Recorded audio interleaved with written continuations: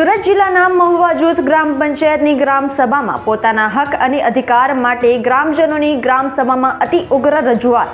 ગ્રામ સભા દરમિયાન ગ્રામ લોકોનો તલાટી સરપંચ દ્વારા મહુવા ગ્રામજનોના પ્રશ્નોનો ઉકેલ ન આવતા ઉગ્ર રજૂઆત કરવામાં આવી હતી અને ગ્રામ સભામાં ગરમાગરમીનું વાતાવરણના દ્રશ્યો સર્જાયા હતા.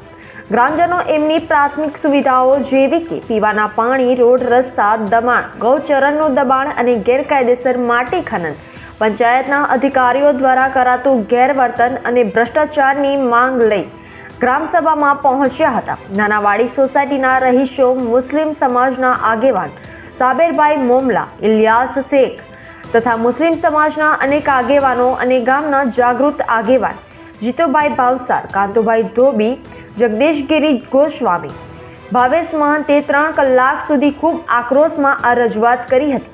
છતાં જિમ્મેદાર પંચાયતના ચૂંટાયેલા પ્રતિનિધિ અને સરકારના તલાટી મંત્રીને ગ્રામજનોની પોતાના હક અધિકારની આ આક્રોશભરી રજૂઆતની નોંધ લીધી કે નહીં તે અગાઉના સમયમાં પંચાયતની કારોબારી મિટિંગમાં જોવા મળશે કે કેમ એ જોવું રહ્યું. Reporter Rashid Khan Pathan, RMG news, Mahuva.